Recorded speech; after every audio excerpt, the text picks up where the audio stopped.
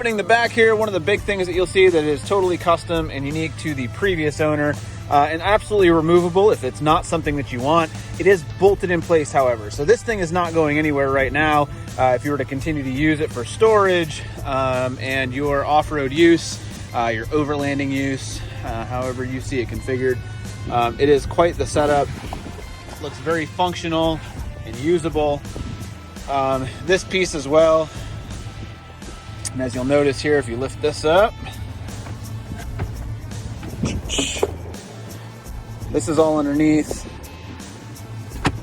So these things do remove. One of the other nice things here is these drawers. That is a full spare axle shaft. This piece actually goes to the top piece there as well. And then there's just a couple of extra components that we have in there. These things close and lock tight very easily. Open up this guy and you have a number of different things that you may need on the trail. Spare belt, windshield wipers. There's some seals and bearings in here. You have the original lug nuts as well.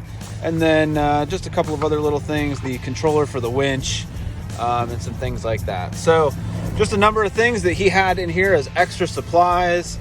Really cool setup, really unique. Little spot over here. You'll notice that inside there are chains for off-road. If you get up on some of those passes and need chains, you have chains as well.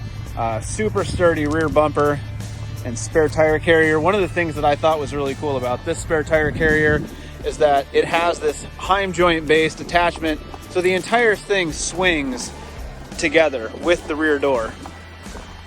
So as you open or close it, the entire thing moves together, and you'll notice that when you open it, it moves, close it, same thing. So you don't have to open the entire rear tire carrier by itself.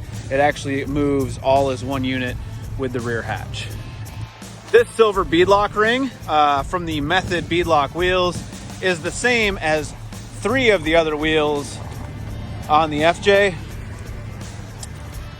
These are just beadlock rings, so you could always change the color of them if you wanted to. You could pull off the silver ones and paint them black.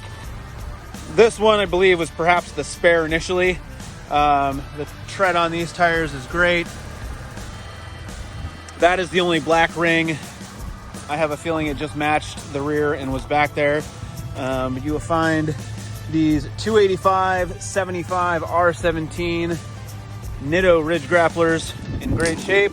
The spare is the only one that looks a little bit worn down at this point.